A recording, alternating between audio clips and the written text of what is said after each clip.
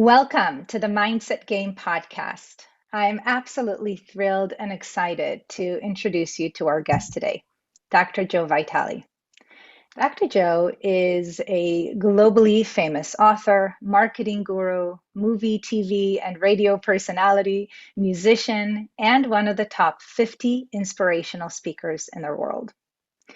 His many books, best-selling books, include The Attractor Factor, Attract Money Now, Zero Limits, and his latest releases, The Miracle, 6 Steps to Enlightenment, and Anything is Possible.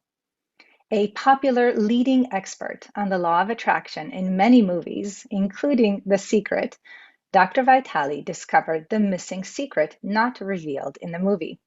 He's been on Larry King Live, CNN, CNBC, CBS, ABC, Fox News, and he's also been featured in the New York Times and Newsweek. And if that's not enough, he's also the world's first self-help singer-songwriter, featured in Rolling Stone magazine, having released 17 albums so far, and several of his songs were nominated for the Posy Award, regarded as the Grammys of positive music. Dr. Joe Vitale is a practitioner of modern Ho'oponopono, which we'll speak about today. He's also a certified Reiki healer, certified Qigong practitioner, certified clinical hypnotherapist, certified NLP practitioner, ordained minister, and doctor of metaphysical science. And Joe, it is truly a pleasure and an honor to welcome you to our show. Thank you. Oh, thank you very much. I've been looking forward to this moment. I've been hearing great things about you and what you're doing with your show. Thank you. So, would you be willing to start us off with a little bit about your background? How in the world did you get into doing the pretty extraordinary things that you do for our world today? I don't know. I can probably create a story around all the things I've done. I know that when I was a kid, I wanted to be a lot of different things, but I settled on being an author. I decided that by writing, I could create characters that could be my persona and I could live through the books that I wrote. And so I began a quest to become an author. And that quest took, I don't know, 1, 2, 3, 4, maybe 5 decades. 5 decades. And through that time of trying and persistence and learning and self-education and struggle, I was homeless for a while. I was in poverty for 10 years. My first book wasn't until 1984. It came and went pretty much the same day. And the next book wasn't for another 10 years. But by the 1990s, I started to get published a little bit more often. I started to get a bit of a name for myself as a marketer and as a copywriter. And the internet also started to become, aware in the consciousness of the public. And I ended up being one of the first to go online as a stumbling internet pioneer. And through all of this, I had a spiritual side that I pretty much kept quiet, but I did write an occasional booklet or two that revealed that, oh, Joe has a spiritual side to him. And that ended up with me writing a book that got me into what we now know, one of the most famous movies in history, The Secret. And that, of course, blew me into outer space. When they land on Mars, they'll find copies of my book there, because that movie has sent me into orbit in many different ways. And at this point, I'm still just working on myself, finding myself, pursuing my passions, just as what I was doing when I was a kid, maybe a little better at accomplishing them. You mentioned musician. That wasn't until about 7 years ago. I guess 8 years ago now. I just turned 68. So when I turned 60, I looked around and said, what's on my bucket list? And being a musician was one of them. But also along the way, I went into strongman training, and that's this bizarre activity where you bend nails and bolts and horseshoes with your bare hands. And I just absolutely loved it. And I'm still just following my passion. That's what it's all about. And I think my mission is to inspire people to go for and achieve their dreams. And I learn how to do that. And then I share how to do that through my books, through my audios, through my music, through my movies, through the TV appearances, through the speaking engagements, and anything else that I can think of. I don't know. Does that answer your question? It does. And you've inspired us just from this story that you've mentioned, Well, because, one of the things that I feel in this conversation and through having seen many videos of you and read books and so on, is that you are just like everyone. You see yourself as that. That's my perception, which makes you approachable. And it helps us to believe. I mean, you've achieved the miraculous and, what many of us would consider miracles. And it reminds us that it's possible for us. And one of the things that you've shared many times in what I've been exposed to is that in order to do that, it's really important to release subconscious beliefs. And as you know, this is a podcast about mindset, about how important our inner experiences are, our thoughts, our emotions in creating our reality. So, would you be willing to share a little bit about that, and specifically around forgiveness? Mm. Those are big questions and big topics. I don't want to run past to my answer without acknowledging your compliment. I am like everybody else. I am everybody else. I tell my story in the hopes that it inspires everybody else. I used to not talk about homelessness because it was too embarrassing. It was too traumatic. And being in poverty for 10 years seemed like, man, that was a long-term failure for me in my perception of it. And it wasn't until I started, mentioning it to a handful of people that they said, you need to tell people this, because they all assume you were born successful or you were born lucky and things just happened for you and they just fell into place for you. And that's not true at all. At all. The suffering has been off the scales.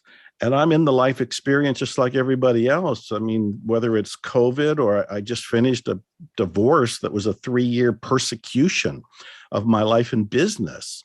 And I end up sharing these things to let people know I'm in the life experience too.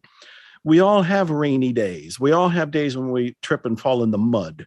We all have days when it seems like nothing's working out. And then by the same token, we all have great days, sunny days, happy days, days where everything seems to work out. And so I do my best to share all of that in the hopes, as you pointed out and acknowledged, that it would inspire people. Now, along the way, I had to learn about mindset because my mindset sucked. when I was homeless, I blamed the world. I blamed the world. I didn't know about belief work.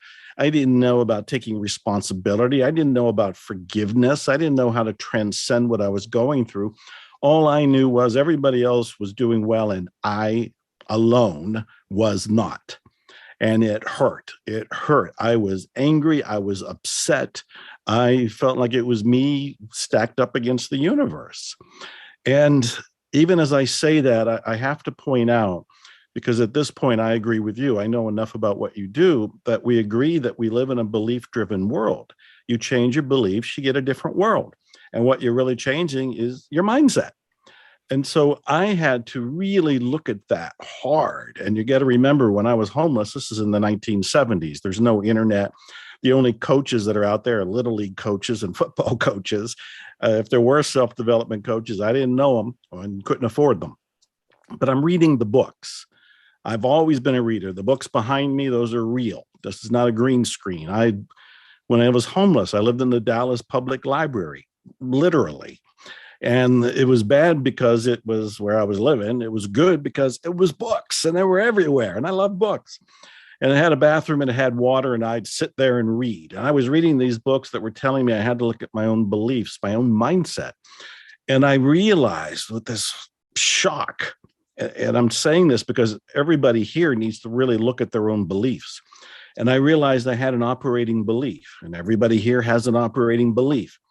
And that operating belief in my case said that the authors I admired who had led self-destructive lives, and in a couple cases like Jack London and Ernest Hemingway ended by their own hand, suicides, a part of me unconsciously concluded that I have to have a life like that before I can be a successful author.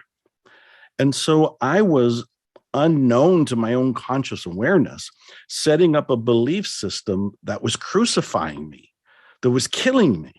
literally. And when I awoke to that belief and I forgave myself for having it and looked around and thought, well, wait a minute, I love Jack London, I love Ernest Hemingway, but I can model their writing styles, not their lifestyles. And maybe there are some authors out there who are happy and healthy and well-adjusted and successful. And when I looked around and started to find them, and more or less model them, which meant that I was taking on a new belief and belief system, then things began to shift and open up for me.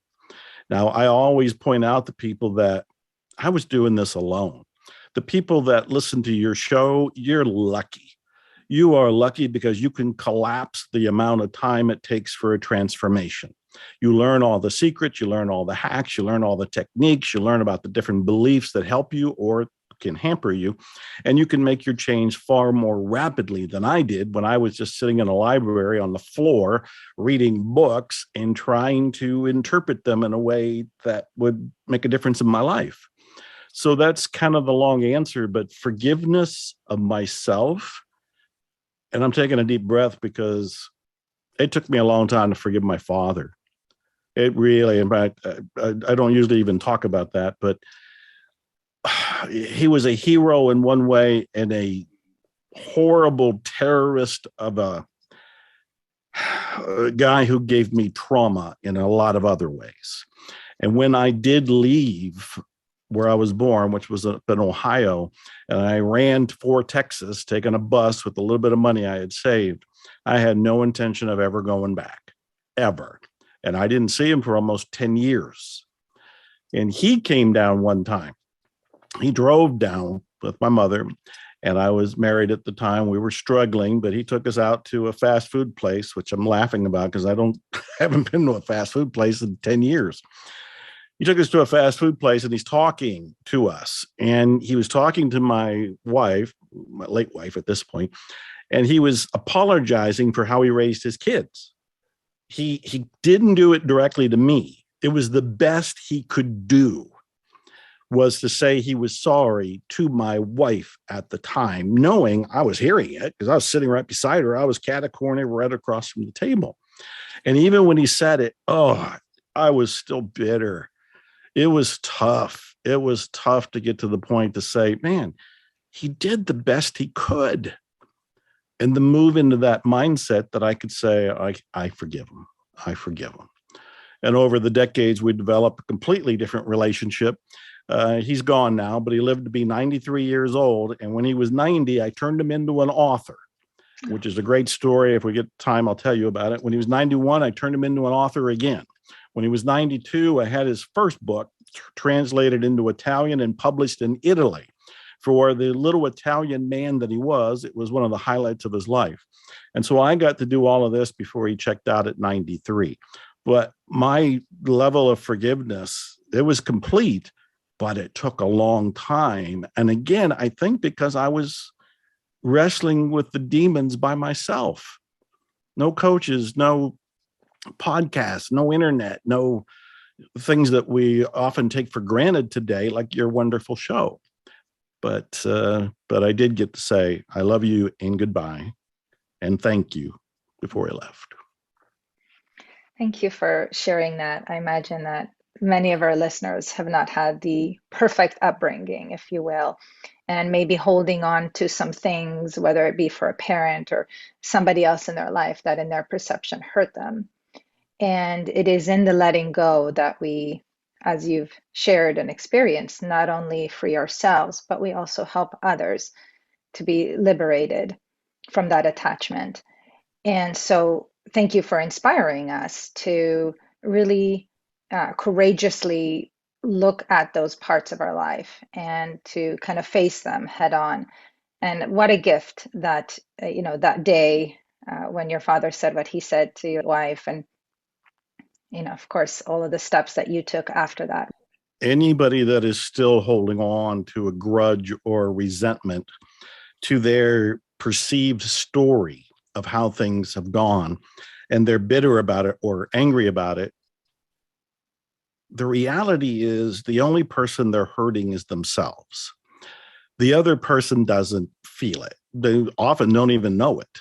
They are oblivious. I mean, we're all captured by our own activities, our own stories, our own perception, our own lives. We're not worried about what other people are thinking about us in any particular individual way. And so I think it was Buddha who said carrying resentment around is like carrying a hot coal in your own hand, expecting it to burn the other person. It doesn't burn the other person. It doesn't touch the other person. It burns you. And this was a concept that helped me begin to let go and to forgive. But another one was the idea that holding on to old energy means I don't have that energy available in this moment to create something new or to be inspired or to be present. A part of me is carrying baggage. A part of me is carrying luggage. When we haven't let go, we're still walking around with this sack of, well, hot coals that are all over us. And then I also remember hearing Wayne Dyer at one point saying, if there is any block anywhere in your life, it is most likely due to a lack of forgiveness. And very often the lack of forgiveness is toward yourself. You have to forgive yourself. I mentioned that I just went through a divorce. Probably the worst experience of my entire life, even when I look at homelessness and poverty, because this is a person I've been with. I knew that I'm the one who filed. I'm the one who wanted to end it. And I did my best to offer everything to make it easy. And instead it was turned around and became, as I mentioned, a persecution, which was God awful. It was agonizing. And every morning I'd get up wondering how I'm going to get through the day.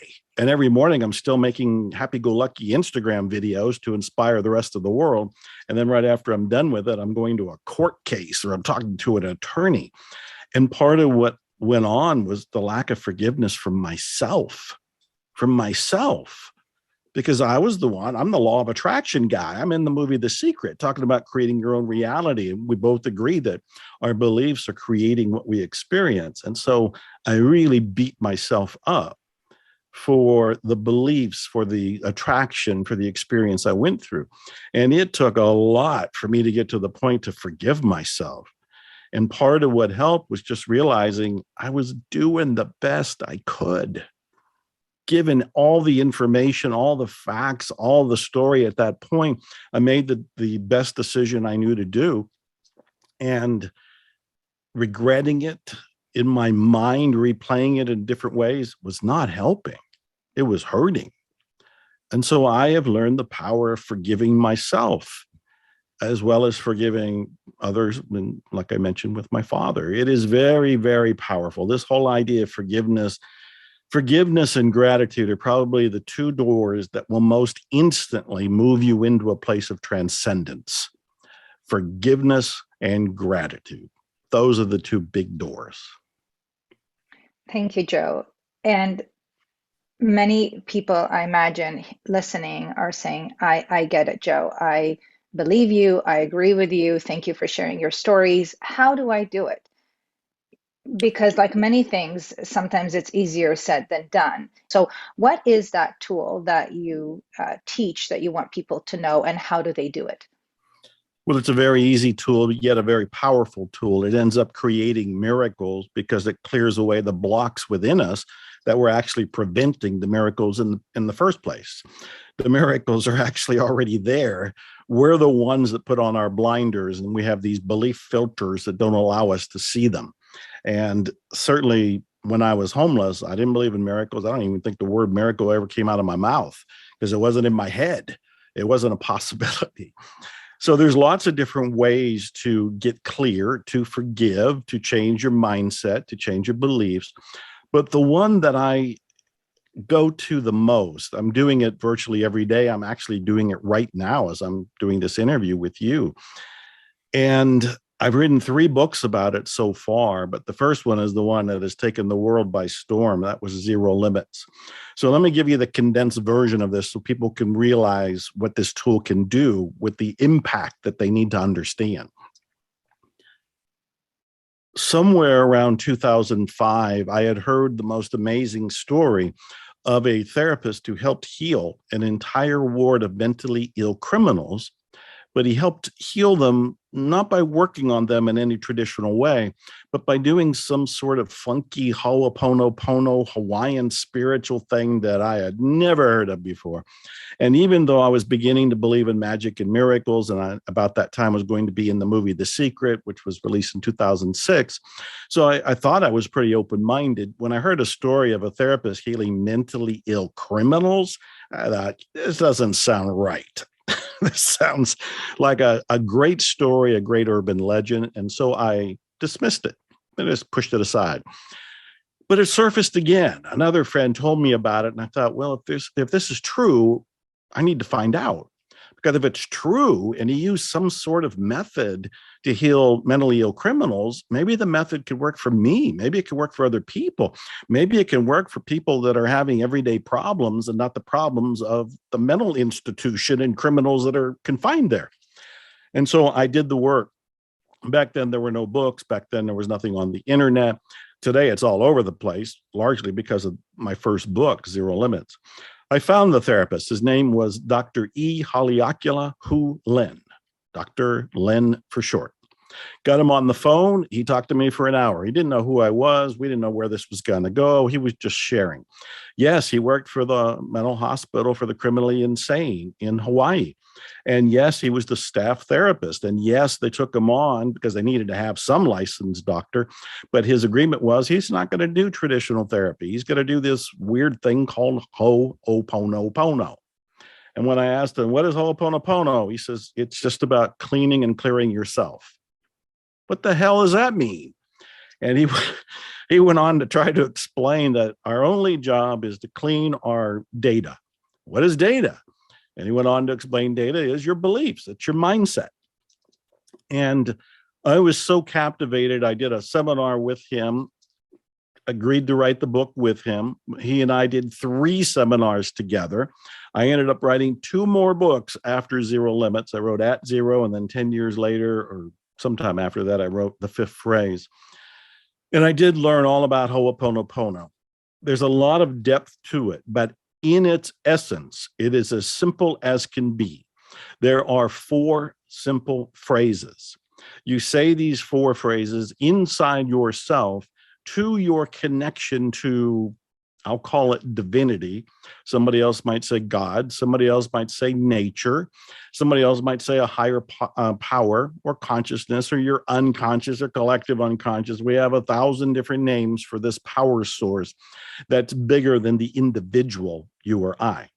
And so we're saying these 4 phrases as a kind of petition, as a kind of prayer to our connection to all that is. Sometimes I call it the great something. I think Joseph Campbell called it the great mystery. So we're saying the 4 phrases to the great something. And basically we're asking it to correct our perceptions, to correct our beliefs, to correct our mindset. The 4 phrases, they're as simple as can be. I love you. I'm sorry. Please forgive me. Thank you. I love you. I'm sorry. Please forgive me. Thank you. I love you. I'm sorry. Please forgive me. Thank you. Pretty silly, pretty simple. And some people might dismiss it, but oh, please don't. Because at this point, having been doing this since almost the last century and doing it even right now, I have seen miracles. I have heard the miracles. And in my 3 books, I have all kinds of testimonials from people who have used this on everything from financial difficulties to health problems to relationship problems to their wealth and their security to their spirituality. They use it on anything and everything that arises. And before I end my little monologue here, let me give an example of what I'm talking about. The way this works is that you notice what's going on in your life right now that you're not too keen about. Maybe you're unhappy about something at work. Maybe you're unhappy with your relationship. Maybe you're unhappy with your body, your health, anything, whatever it is. I use the word unhappy, but you can be angry. You can be in grief. You can be resentful. You can be angry. We can go back to the lack of forgiveness. Whatever is there that is not you at peace, that's what we want to look at. So whatever it is, you don't have to really name it. You don't have to know the specific beliefs around it. You just know you're not in this moment at peace. something's off. And because something's off, you're going within yourself because that's where you feel it. It doesn't matter what you think triggered it on the outside. The actual trigger is on the inside.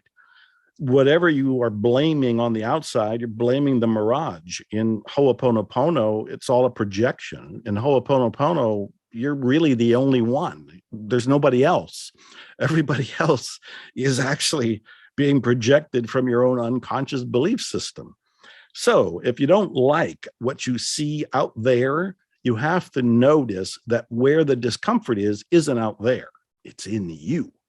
All the work is done in you.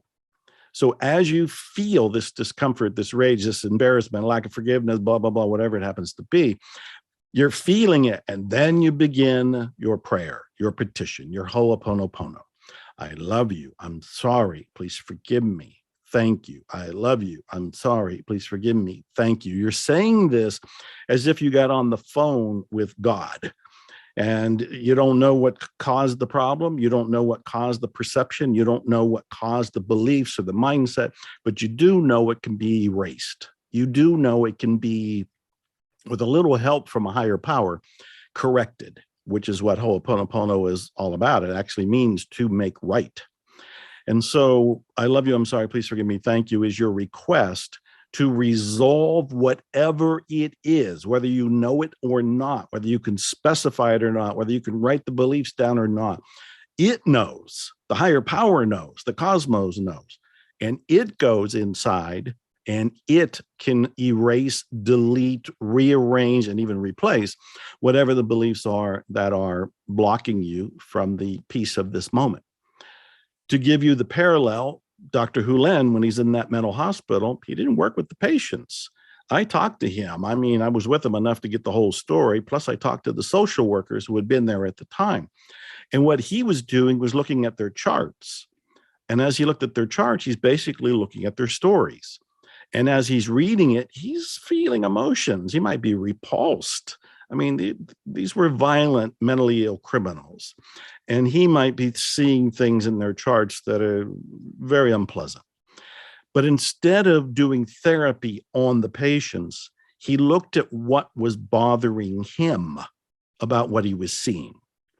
So the Ho'oponopono process is to clean his perception, is to clean his belief system, it's to change his mindset. And as he's working on himself to make himself more at peace, the patients, here's the miracle, the patients who he wasn't working on got better. Within a few months, they started not to be sedated because some were shackled, some were sedated on a regular basis. They didn't have to do that anymore after a few months. After a few months more after that, some of the patients were pronounced as healed and they were released back into society. All of this is in the first book, Zero Limits. And of course, after that book came out, I started hearing from everybody. Plus, I've been doing this for over 15 years. So if there's a takeaway tool with the utmost simplicity, here it is. Whatever somebody is feeling right now, if they're not happy, if they're frustrated, disappointed, not even sure why, you can go within, know that's where the work is done. It's all inside. And what you're experiencing is inside, not outside. And you can begin by saying, I love you. I'm sorry. Please forgive me. Thank you. To your connection to whatever you think that is, whatever you call it. And even an atheist could just say it's a connection to nature. I'm saying this to nature. Or you can say you're saying it to your own unconscious mind. Hey, whatever floats your boat, whatever gets you to do this and to get you to experience it, it can lead to, by God, miracles, literally. Thank you, Joe. I'm so grateful that you've shared this tool with us today. I am certain that it works. It has worked in my own life, and I have seen clients use it and essentially create miracles, things that they would never have expected, just delightful things. And one of those things immediately is the feeling of release, Yes. not holding on to that old hurt.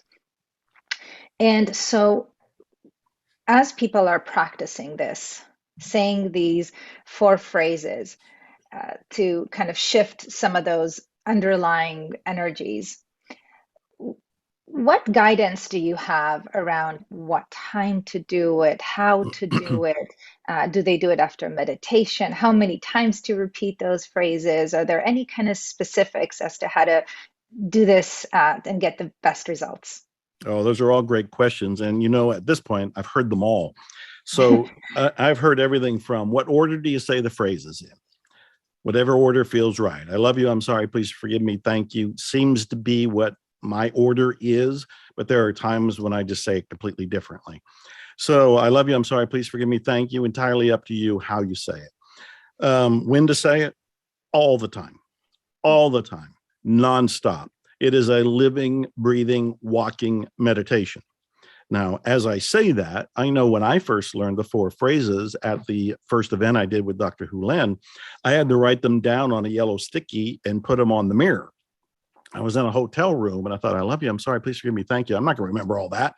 And so I wrote it down and put the sticky up and would look at it. And it didn't take very long for me to travel with the sticky and put it on the car and put it on my phone that suddenly it's in my brain. And then one day I remember waking up in the middle of the night and my mind was saying, I love you. I'm sorry. Please forgive me. Thank you. And it became the background tape, if you will, the digital, whatever we would call it today. I mean, I grew up with cassettes and all that and reel to reel tapes. So it became the background voice in my mind. And when I said I'm doing it even right now, it's happening without me consciously having to say, I love you, I'm sorry, please forgive me, thank you. As I'm talking to you, I'm doing my best to be present. Saying the 4 phrases is helping me to stay in this moment so I can be present, hear what you were asking me, respond in some sort of inspired, helpful way.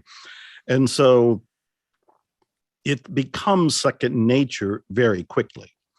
The other thing I hear is, do you need to feel it to say it? And Dr. Hulen himself answered and he said, no, if you just say them almost like rote, I love you, I'm sorry, please forgive me, thank you. There's no emotion behind it at all. It still helps. What I've found from my personal experience is it works better and faster if you feel it. So if you say, I love you, and you really feel like I'm telling the divine, I love you, and I mean it. In fact, I got goosebumps just feeling it right now as I said that.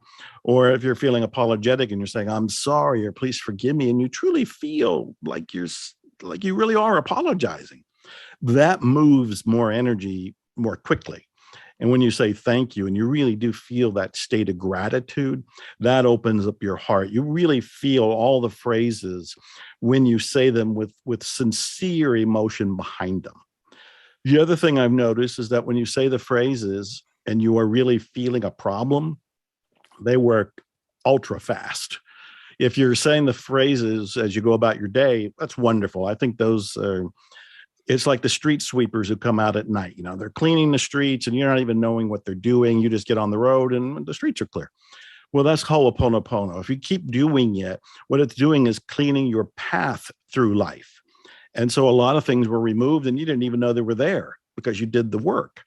But if there is something there, is there a bump, there's an injury, there's a hurt, there's a belief, there's a mindset snag of some sort, when you feel it and you apply ho'oponopono directly at it, that's when it really seems to shine and you can get results even faster. And then the other thing I hear is a lot of people have objected to saying, I don't want to say I'm sorry or please forgive me. I didn't do anything wrong, is what they say. And I came up with the example of, imagine the last time you were in a grocery store, clothing store, you went shopping somewhere and it was fairly crowded and you turned and you bumped into somebody. Didn't you naturally say, I'm sorry? I didn't see you there. That's the same sort of mentality that you bring when you say, I'm sorry, please forgive me, to the divine, to the cosmos, to the great something. You're not saying, oh, I'm a bad boy or girl, or I need to be punished, or I did something horribly wrong. What you're basically saying is, I've been unconscious.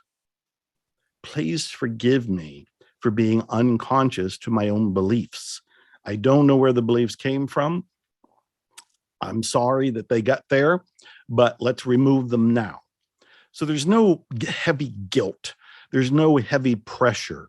It's just an admittance that, we have some kind of problem right now, probably because we were unconscious to our own participation in the creation of it. And even our own participation in the creation of it is not a cause for guilt or regret or resentment. It's simply saying, oh, I wasn't awake for a moment there. Now I'm awake. Let's correct this and keep on going to bigger and better things. So there's quite a few things that I just remembered and shared with you. And thank you for that. And it brings me back to what you shared around some of your experiences in life, which is we're always doing the best that we can in that moment with the resources that are available to us. And so this Ho'oponopono prayer, if you will, these four phrases, is very much about taking ownership without fault, right? We didn't do anything purposely to hurt and so on. And, it's just kind of taking ownership that consciously or unconsciously our decisions have led to what is happening in our life. And Right. it's rooted in love, that big word, love. And Right. I know we're both fans of Neville Goddard and Oh, one of yes. his famous books, Feeling is the Secret. And I'm Yes. also imagine you're familiar with heart math. I'm a trainer with Yes. heart math, and it's Yes. very Yes. much about feeding this field around our body Mm. with love, which is, I imagine, what Ho'oponopono does. When we sincerely share those words, what we're doing is we're feeding love. Yeah. And we are absolutely. In fact, Dr. Hulen went for a walk one time and came back and he was crying and he had tears coming down his cheeks. And he said, the divine only wants us to know that we are loved. And I know when I was going through the divorce/persecution, and at night I'd go for walks in the dark, kind of talking to God and mumbling and trying to find my sanity.